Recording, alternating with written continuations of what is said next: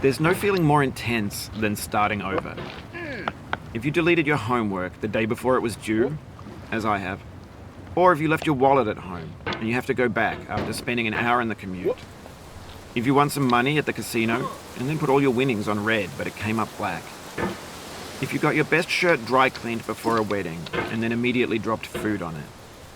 If you won an argument with a friend and then later discovered that they just returned to their original view.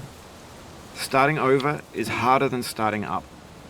If you're not ready for that, like if you've already had a bad day, then what you're about to go through might be too much. Feel free to go away and come back. I'll be here. Alright, thanks for coming with me on this trip. I'll understand if you have to take a break at any point. Just find a safe place to stop and quit the game. And don't worry, I'll save your progress, always, even your mistakes. This game is a homage to a free game that came out in 2002, titled Sexy Hiking. The author of that game was Jazuo, a mysterious Czech designer who was known at the time as the father of B games. And B games are rough assemblages of found objects. Designers slap them together very quickly and freely, and they're often too rough and unfriendly to gain much of a following. They're built more for the joy of building them than as polished products. In a certain way, Sexy Hiking is the perfect embodiment of a B game. It's built almost entirely out of found and recycled parts, and it's one of the most unusual and unfriendly games of its time. In it, your task is simply to drag yourself up a mountain with a hammer. And that act of climbing, in the digital world or in real life, has certain essential properties that give the game its flavor. No amount of forward progress is guaranteed. Some cliffs are too sheer or too slippery. And the player is constantly, unremittingly in danger of falling and losing everything. Anyway, when you start Sexy Hiking, you're standing next to this dead tree that blocks the way to the entire rest of the game. It might take you an hour to get over that tree, and a lot of people never got past it. You prod and you poke at it, exploring the limits of your reach and your strength, trying to find a way up and over. And there's a sense of truth in that lack of compromise. Most obstacles in video game worlds are fake. You can be completely confident in your ability to get through them once you have the correct method or the correct equipment or just by spending enough time. In that sense, every pixelated obstacle in Sexy Hiking is real. The obstacles in Sexy Hiking are unyielding, and that makes the game uniquely frustrating. But I'm not sure Jazuo intended to make a frustrating game. The frustration is just essential to the act of climbing, and it's authentic to the process of building a game about climbing. A funny thing happened to me as I was building this mountain. I'd have an idea for a new obstacle, and I'd build it, test it, and it would usually turn out to be unreasonably hard. But I couldn't bring myself to make it easier. It already felt like my inability to get past the new obstacle was my fault, as a player rather than as a builder. Imaginary mountains build themselves from our efforts to climb them, and it's our repeated attempts to reach the summit that turns those mountains into something real. When you're building a video game world, you're building with ideas, and that can be like working with quickset cement. You mold your ideas into a certain shape that can be played with, and in the process of playing with them, they begin to harden and set until they're immutable, like rock. And at that point, you can't change the world. Not without breaking it into pieces and starting fresh with new ideas. For years now, people have been predicting that games would soon be made out of prefabricated objects, bought in a store and assembled into a world. And for the most part, that hasn't happened, because the objects in the stores are trash. I don't mean they look bad or that they're badly made, although a lot of them are. I mean they're trash in the way that food becomes trash as soon as you put it in the sink. Things are made to be consumed and used in a certain context, and once the moment is gone, they transform into garbage. In the context of technology, those moments pass by in seconds. Over time, we've poured more and more refuse into this vast digital landfill that we call the internet. It now vastly outnumbers and outweighs the things that are fresh and untainted and unused. When everything around us is cultural trash, trash becomes the new medium, the lingua franca of the digital age. And you can build culture out of trash. But only trash culture.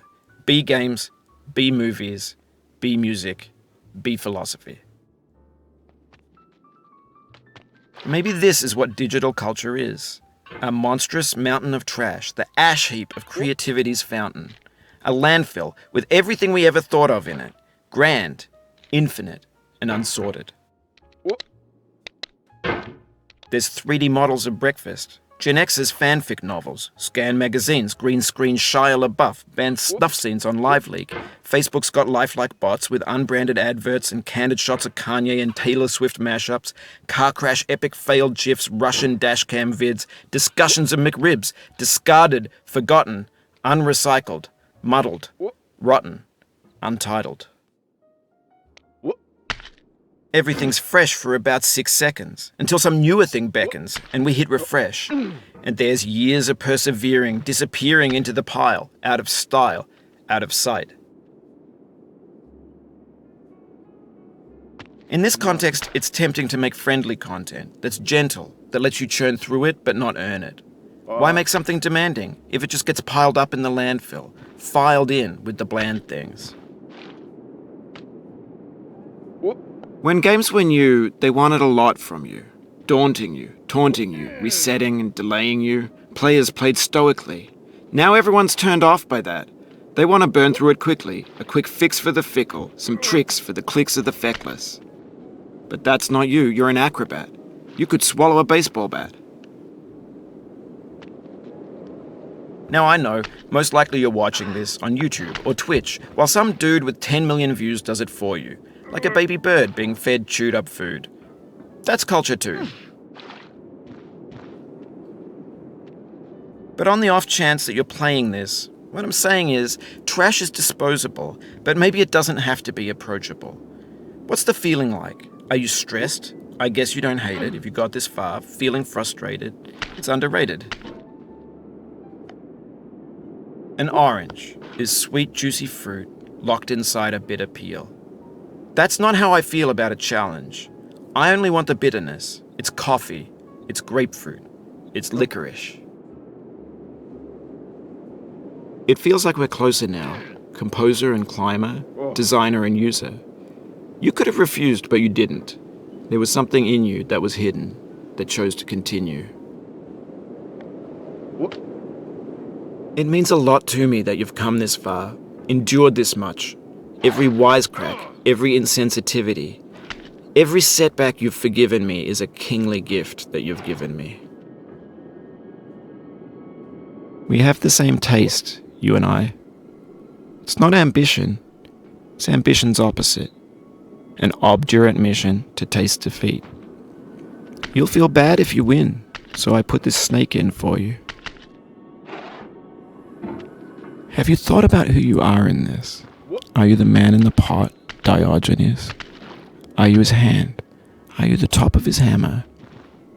I think not. Where your hand moves, the hammer may not follow, nor the man, nor the man's hand. In this you're his will, his intent, the embodied resolve in his uphill ascent.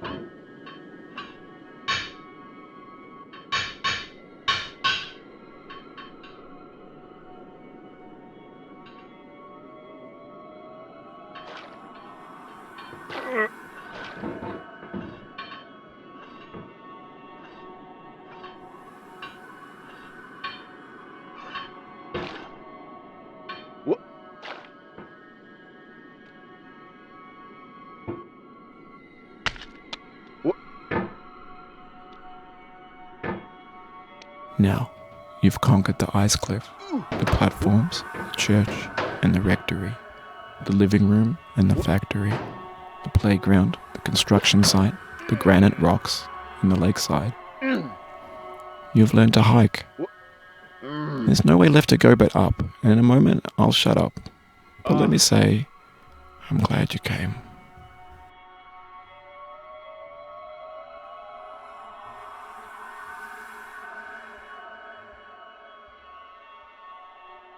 I dedicate this game to you, the one who came this far. I give it to you with all my love.